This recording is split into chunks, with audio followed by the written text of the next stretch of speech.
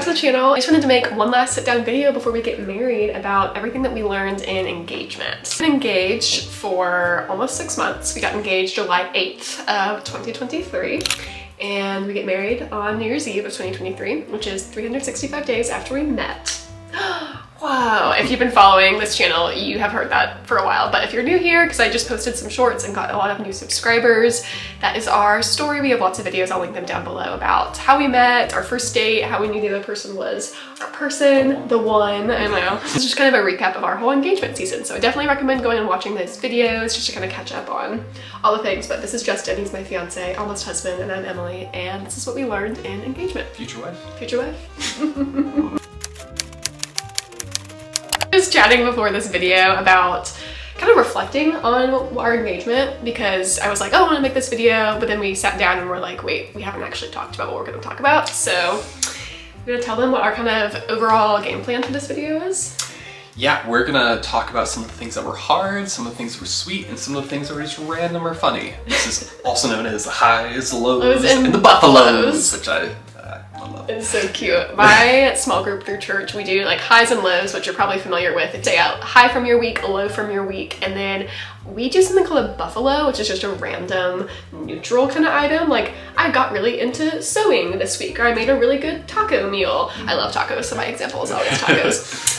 Random things. So that's kind of the format we're gonna follow. We initially were thinking, oh, like good, bad, and ugly, but we don't want to label engagement that harshly. We do want to say that it's been really hard for us, but you want to give them your disclaimer when we go into hard things. Disclaimer is that hard things and really good things can coexist at the same time, which is something I feel like we've both been learning throughout our single lives, and then also coming together. This is not to say that engagement is the worst thing ever. It's just some hard things, sweet things, and some random things. Yeah, I don't want this to be like an omen if you are about to get engaged or you are engaged, of like, oh my gosh, engagement's the worst thing ever.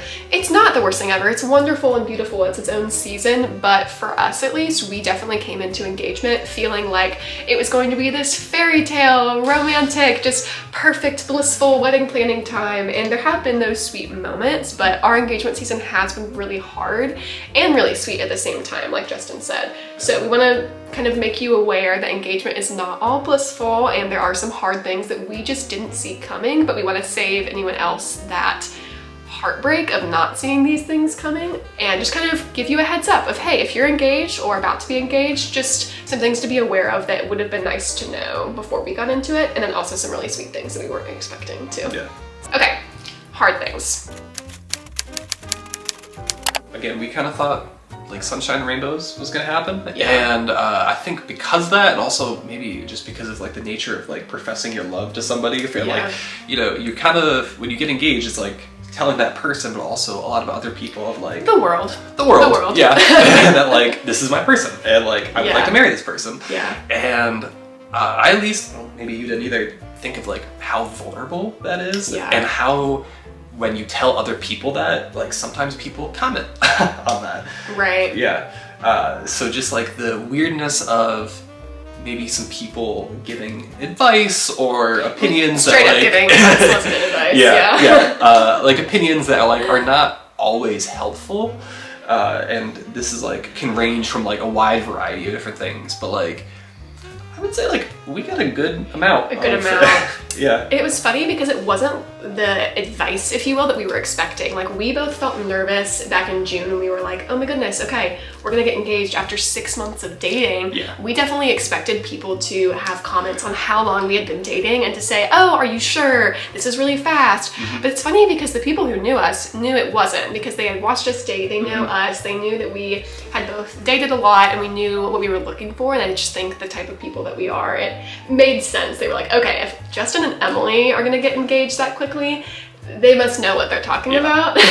So we were definitely apprehensive about going public with this decision to get engaged so quickly, and we were kind of worried what other people would think, but that has not been the issue literally at all. I don't think a single person has said anything about that. A few would say something to me, but it was always like very kind and very gentle. Right. Yeah. Yeah. No, so that was more our concern, that it wasn't that big of a deal. Most of that like unhelpful advice that we got, it's coming from people who were really well intentioned but either felt threatened or insecure or just didn't really, I don't know, I think oftentimes when someone goes into a season that you either haven't gone through before and you want to be in that season, or you have regrets about how you navigated that season, you often want to give advice or tell people this is how it's going to be because of either jealousy, insecurity, maybe actually wanting to help, and it kind of comes across in a twisted way. And so we went through a lot of, honestly, over the course of our engagement, a lot in the beginning of navigating how do we receive this information and still have boundaries, and try to see the good in what this person is trying to express to us, but at the same time have boundaries and saying, hey, that wasn't helpful, or like, I appreciate that you're trying to give this advice, but this actually isn't true for us or isn't something that we're asking for right now. And it's made me at least very sensitive to my own advice giving and my own comments on other people's seasons of life, to where if someone's engaged or is about to get married or has a baby or something like that, that I'm not saying, oh, like immediately projecting my personal experience with that onto them. Like, oh, well, just wait until this. Like, I had a lot of friends get engaged right after we got engaged, and what I've been trying to do is saying, oh, how are you feeling? How are you doing? And not say, oh, just wait until this. Like, just wait until you get however many months in, because like our engagement's been hard, but I don't want to tell someone that it's going to be hard, but I also want to be like, hey, they know I've gone through hard things, like ask how they're doing, and if they aren't doing well, then I can share. If like, hey, are you wanting me to listen, or do you want me to give advice?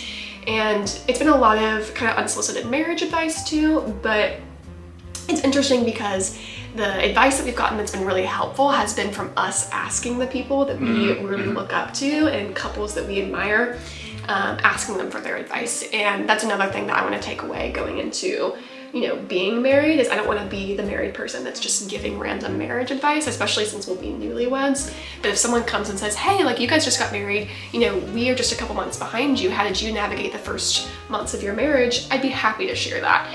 But I feel very aware of that right now, and aware of that urge to give unsolicited advice that can come from a good place, because I've struggled with that too.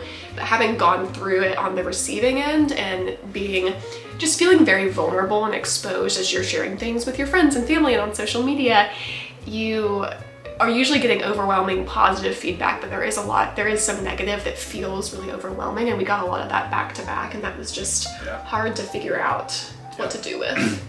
Yeah, I think that's also why we started this video with a disclaimer. Of like, I think you hit the nail on the head with the projecting of like, if you're going through like a hard, here's a simple running analogy. Like, if you are running and your knee's hurting, then anytime you see someone with improper running form, you're gonna be like, wait, like run carefully so your knee doesn't hurt. Yes. But it doesn't mean that everybody has the same problem with their running form as you did. Right. So it's like, it's a balance, right? Totally. Like, you can be very well intentioned and say like, hey, look for this so it doesn't blindside you and you can prepare, but also if we go through life looking and being careful about every single little thing, like you become really good at surviving and not very good at living. Yeah. So I think about that a lot when, like, an example in the women's health world is people will often share their birth stories. If they had a really traumatic birth, it can come from a place of just sharing your experience and wanting to share a hard experience, and not every birth is sunshine and rainbows and perfect and blissful. But I also see on social media especially this flip side of trying to fearmonger women who are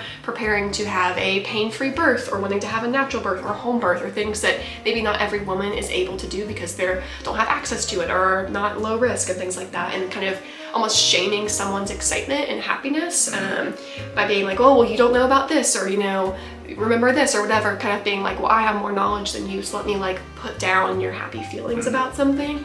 There's a difference between graciously sharing information that you want someone to not miss out on because you don't want them to be blindsided. And that's a very different thing from trying to yuck someone's yum, which is a phrase I learned from Justin.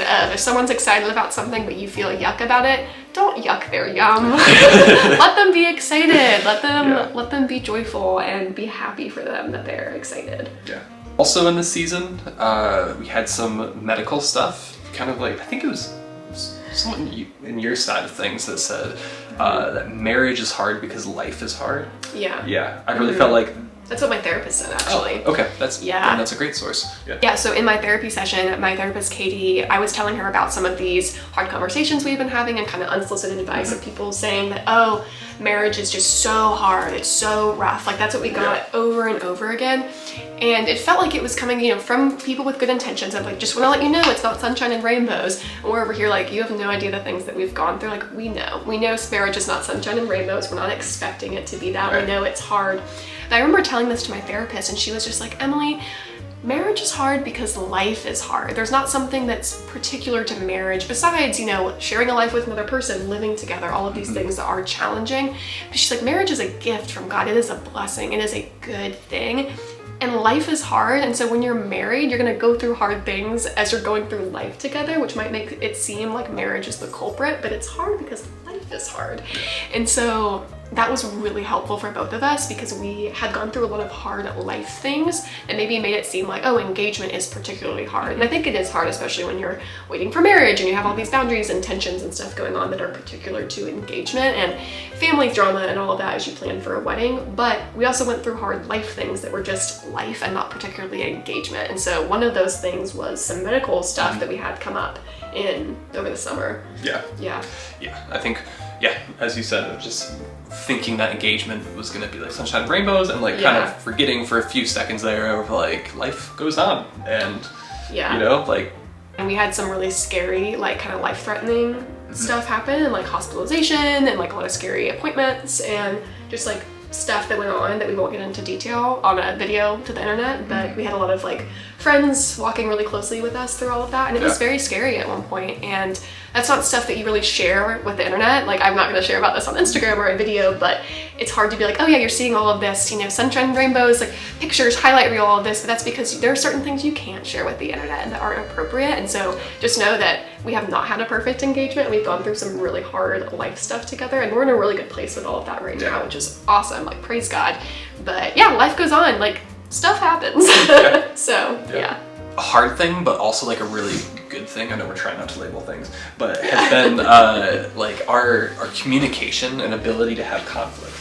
I think when you get engaged, it's kind of like, you know, you start becoming closer and closer and closer together, which makes sense, but also things with like planning a wedding and like families, like, you know, so like you just have a lot of people operating in like this kind of smaller space, right? Like, so we've gotten, I think, very good at like how to avoid conflict, and when we have conflict, sometimes. Like, we still have conflict.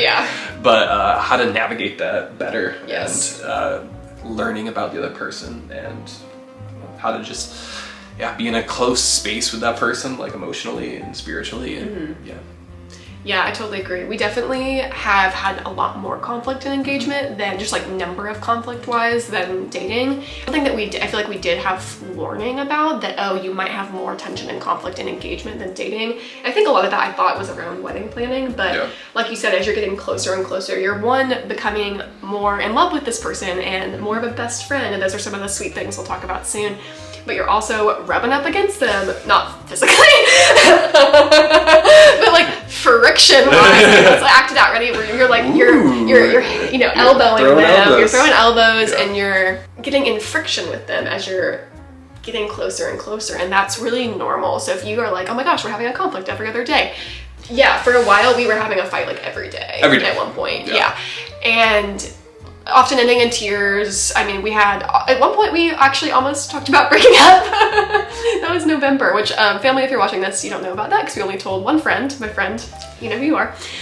Literally, that was it, I'm pretty sure. And then I think you told your sister, but. Oh yeah. Okay, anyways, we only told like 1 or 2 people. And it was one of those things that like needed to happen. We needed to almost reach a breaking point to say, oh no, we are still choosing each other. So we've gone through some very scary conflict and engagement. But like you said, in going through that, we've really figured out, especially in the past month or so, I would say, how to avoid unnecessary conflict. Like this Christmas weekend, we avoided a good 4 potential arguments just in the way that we approached the topics. And we were saying last night, hey, proud of ourselves.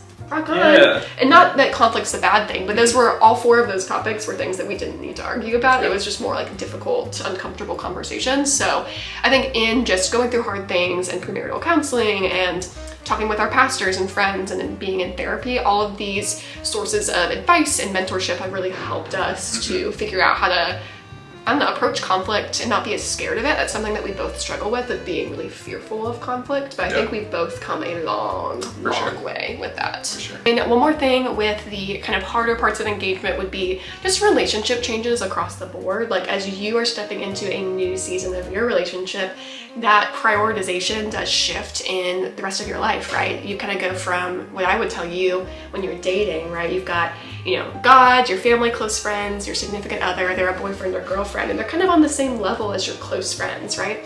But then they become your fiance, and that puts them on a new level of prioritization, and they are now your number one human, really. And I think that's a very natural, appropriate change. That might look different for each situation, but for us, it was, you know, that slow migration, if you will, to that number one person besides God spot that will be secured as husband and wife. And that is good and should be happening. And that is hard because that does get reflected in the time that you spend with each other, and that shifts the time you spend with your friends and what that communication looks like. And I know for me, having a lot of really close girlfriends, like I had a hard time navigating that and have had some hard conversations and fights and whatnot with friends about what that shift is looking like, and a balance of where can I step up in those friendships, but also where can they kind of accept the fact that this is a life change that I'm going through, and that this is going to be a new normal, of that I'm going to put my fiance and future husband before those relationships,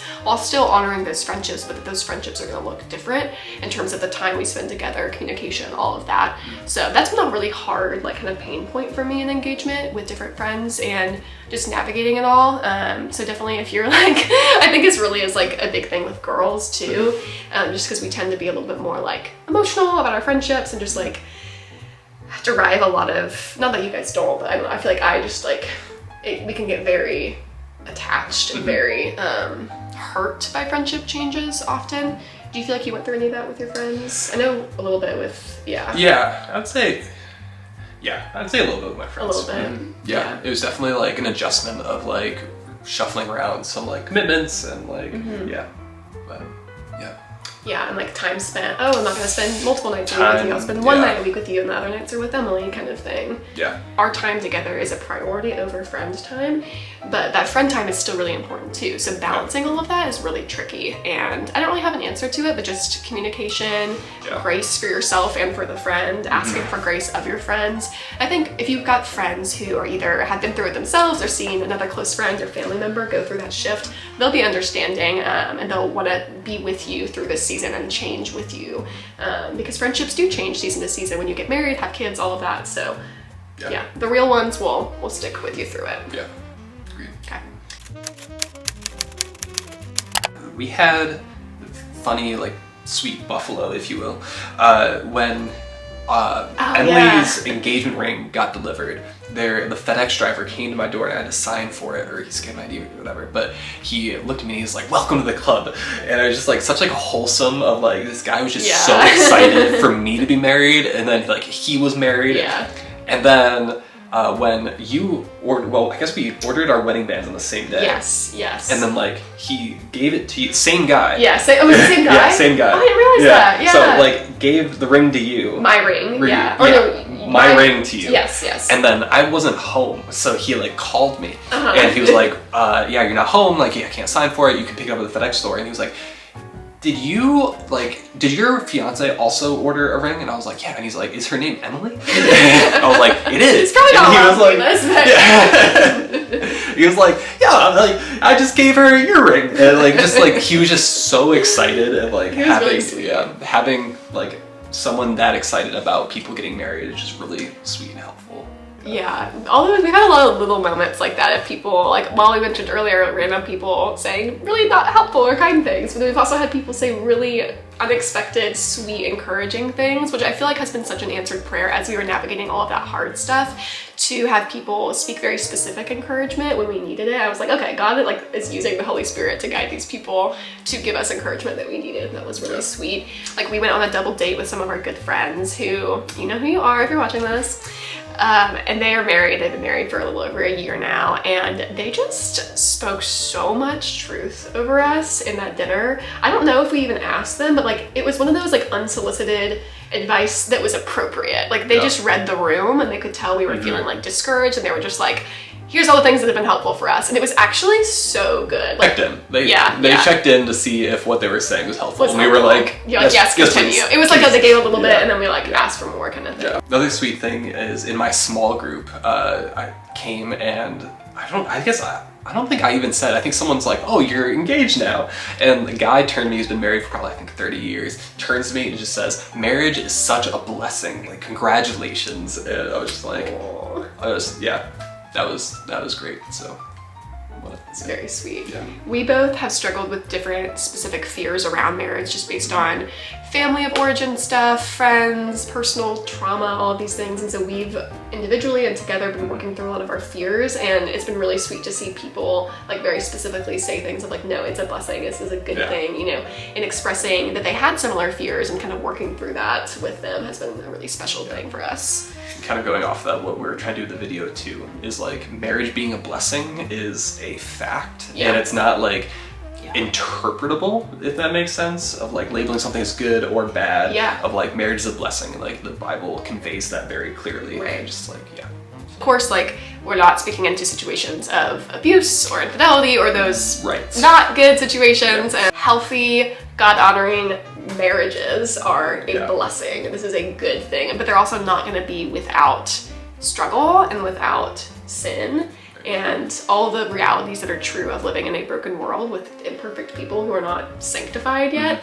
And so we recognize that. And I think oftentimes, especially in Christian spaces, we tend to give people just like the bad or the not helpful things of marriage. Like, oh, remember, it's really hard and it's this kind of like martyred experience almost. And that has been one of my biggest pet peeves of not leading with marriage is a blessing and it's so good, and not in this fairy tale image kind of way, but in a just a truth kind of way. If you're a Christian, you know that life is hard and then there's suffering. Like, we're not idiots, right? And so I think it just seems like there's extremes of like people being like, it's so hard, there's so much suffering, or you have like the kind of classic social media of like, my marriage is perfect and it's nothing but sunshine and rainbows. And like, I think there's a lot of wisdom into seeing like that it's probably somewhere in the middle, and that doesn't make it any less beautiful or like, you know, less hard. It's just, you know, things are true at the same time. That's our big lesson, I would say. My big lesson of this year and a focus point for 2024 for me personally. Okay, other specific things. I want to talk about the visions that I had. So this is kind of random, but I talked about in my personal reflecting on engagement video that I think it was just everything I've learned in engagement so far. I'll link it down below. It's from a couple months ago. I mentioned spiritual warfare, and so this is like a very niche Christian thing. We just kind of in all of the hardship and difficult things that were happening to us in engagement back to back between just like the hurtful comments and health struggles and all of this stuff. It was very back to back to back in such a specific way that it really did feel like we were being attacked from the enemy. And in prayer and reflection and talking with our community and pastors, it became very clear that we were under spiritual attack for a few months. And during that time, I actually saw several visions from God, which feels weird to say out loud, but after sharing that video about the story of where we're getting married and why, I feel more comfortable talking about it because that was something that was just confirmed by community as well. And so I think it was July, I had this image in my mind. I think it was during worship. I know that the second one was during worship. I had two visions over the course of our engagement. One, when we were really in the thick of all of this spiritual attack. And I had this image in my mind of Justin and I running to an altar. We were holding hands and we were running and we had these shields up. And it was this kind of fiery environment and there were these flaming arrows that were being thrown at us. And we were trying to use our swords to dodge the arrows as we were running, like sprinting towards the altar. And it was very chaotic and scary and just hectic kind of dream. And I remember a particularly difficult night. I was on the phone with my friend Jenna and I was crying and just feeling really overwhelmed by everything that was happening and all the medical stuff, and it was just really scary. And I was telling her this vision, this image I had in my mind, and she was like, Emily, that's straight from Ephesians 6, I believe. Putting on the armor of God and putting on the breastplate of righteousness, the belt of truth, the sandals of peace, the shield of faith, the sword of the Spirit. And she was like, that is a like word for word picture from Ephesians 6. We had on the armor, and that was really cool. It just felt like I had seen this thing that was so in line with scripture. And so that to me, I'm not an expert on the prophetic or visions or any of that, but I know someone had commented wanting me to talk about the visions a little bit more from a previous video.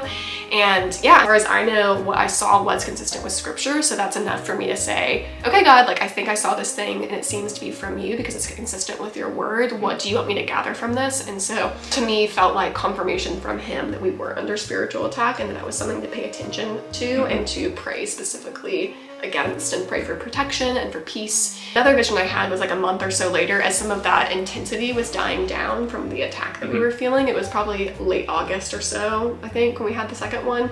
I was in church and we were worshiping to a certain song that was kind of like saying something about pushing back the darkness and how the light was pushing back the darkness. And I had this very clear image in my mind of Justin and I, again, running hand in hand, but we were also hand in hand with God.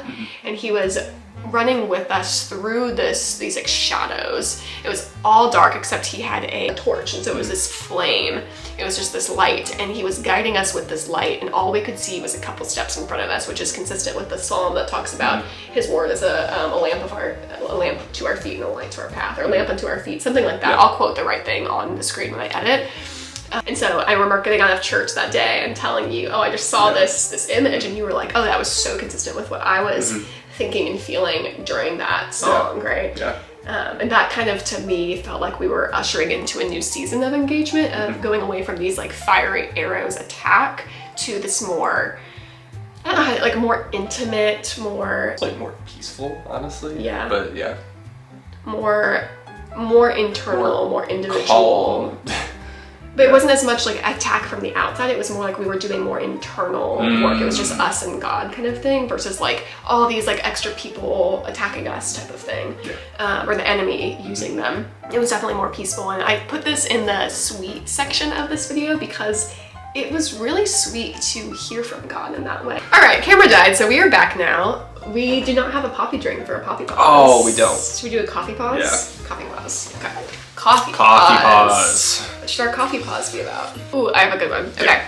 So for our honeymoon, we're going to an all-inclusive resort, and they have a required dress code called resort casual, right? Resort casual? I think it's resort wear. Oh, maybe I just made that up. In my honeymoon pack and prep vlog, whatever, you can go watch it. It's my most recent long form video. I talked about that and how it was much easier for me to figure out my clothes for that than for you. So do you want to tell them about what men's resort wear means, or what we think it means? Yeah, we'll report back. Yes. This is actually right. But a lot of linen things, linen shirts, linen pants. Yeah. Linen shorts. He's gonna look so. I'm hoping that polos count. I'm gonna be wearing a lot of polos over there. But I'll insert some Pinterest pictures of these fancy men that we were looking at. Remember this? I should include the fact that it's not just a linen shirt. It's a linen shirt that is buttoned maybe up to your like lower end of your sternum. Yep, I was gonna say sternum too. Like everything else is just like... The more chest exposure, the better, apparently. And you always kind of have to have like one hand in your pocket and like one leg crossed. Yeah. And then you're just gonna, and you stare off at the ocean. That's gonna be me for... We have to get a picture of you doing this look though, just for the memories. Yes. Yep. So anyways, if you have also gone to a Caribbean honeymoon or a place that required a certain dress code, let us know. I think it's really funny. I mean, yes, I am all for it. Like, keep up the vibe of the hotel, right? But it is interesting. It's kind of interesting. Anyways, back to the video. All right, other sweet things about engagement. Yeah, we've had 4, I think, good trips together, like traveling. And so for our boundaries, we've been like, it's okay to travel as long as like, obviously we sleep in different places, but also like being around like other people and like that kind of stuff. So we've been able to like go to wedding, I guess. The other one we didn't really travel for. Yeah, we stayed, I'll explain like how we did that. So we stayed with a friend of a friend's parents who were pastors in Indiana, and we stayed in their 2 guest rooms. Yes. So that's how we traveled there. I feel like oftentimes when Christian couples travel together, not that they need to like tell their following how they're traveling or anything, but I think transparency is really nice when you're putting your life out there of like, hey, we're saying that we're upholding these boundaries. Here's how we're doing that. And so then in Nashville, we had one night where no one was staying with us, but that was like logistics, some of the medical stuff that was going on. That was a long story, but we, for the most part, stayed Like he slept on the couch, I slept on an air mattress in our friend's house, like totally different parts of the house kind of thing. And then most of the time we were there, they were also staying there, or for one of the nights. I can't remember, but that was like a weird exception to our boundaries rule, but like very different parts of the house. And then in New York, we just went to your parents' house, and then Thanksgiving was my parents' house. So that's how we travel together. Is like we are cool staying in the same place as long as it's separate beds, separate rooms, and then other people also staying in the house if possible. It's kind of our thing. So anyways, a little side note there. But that will all change in 5 days. one hand. But anything else with travel you wanted to say? Like, because it's not really an engagement specific thing. I feel like we were more comfortable traveling together once we were engaged, just because of those boundaries. Like, I knew you weren't gonna try anything at that point. I mean, going off of that, I mean, we can always jump back up here, but one of the kind of random funny things with engagement is physical boundaries have felt a lot easier, actually. Like, for I think some reason, having a date on the calendar of like, this is when you're gonna get married, aka if you're waiting for marriage, when you will be having sex, it's kind of nice. You're like, oh, okay, like why would I push boundaries when I know that in 50 days we're gonna be able to have sex in the confines of how God designed it? Like, why would I ruin that kind of thing? It's been a lot easier. Like, it's hard, it's not easy, but yeah, just nice to have that like end point. Insight. Friendship, I think that's come from being engaged and like being best friends and like just like obviously loving one another for like romantics and everything like that, but also how romantic it is to be best friends. It really like, it seems almost contradictory. Yeah, that's the word. Contradictions. But no. Can you tell we're both in healthcare? But yeah, just coming closer and closer and just getting to know the other person more and more. It's really sweet. I totally agree. I feel like we both said we were best friends over the summer, and now we just are best friends. Like, we really feel it, and you're my best friend. Best friend. Yeah, I just like, one moment we can be just like super attracted to each other, like, oh my gosh, I want to make out with you, and then another moment be like talking through something really hard, trying to navigate it, to like being goofy. Like, it's just, we're best friends, and it's just the best. Maybe rapid fire. Yes, rapid fire randoms. Boundaries we already talked about. Brain thinking that it's married. I feel like that's me. Happening more to you. I mentioned this on an Instagram post, which I can link here or something, but I keep thinking that we're married. Like, my brain is like, oh, let's go to bed, and you're like, we don't live together, Emily. Like, we're not getting into bed. I still have to go. I know. Well, it feels so natural when he's at my apartment. I'm like, oh, this is where we're gonna be living. Like, let's go to bed. And you're like, we're not married. I'm like, well, duh. I'm not trying to like seduce you. I just like keep thinking that we're married. Weird dreams. We both have had some weird dreams. Mine have been a little bit wackier, like just wild dreams about him like running off with some random girl, or like our wedding flowers all dying. Just like really catastrophic type dreams that are honestly just funny at this point. You gonna talk about the last one? And for all you guys out there, this weird thing happened to me where for probably the last month, I'll just like look at Emily and then think about like marrying her, and then all of a sudden I just start crying. This is like every day, twice a day. Every day. 3 times a day. Yeah, so either I'm gonna get it all out of my system now and I'm gonna be great for the wedding, not shed a tear, or I'm just gonna most likely be an absolute mess. It's so sweet. And I definitely thought I would be the emotional one before the wedding. I'm getting more emotional as we get closer. I've just been in such like wedding to-do mode, but it has been the sweetest thing ever. I love it. Yeah. It's very sweet. But that's kind of it. So before my camera dies, we can sign off. Secret emoji. Secret emoji is, you decide. Oh man. A wizard. Can we have the wizard?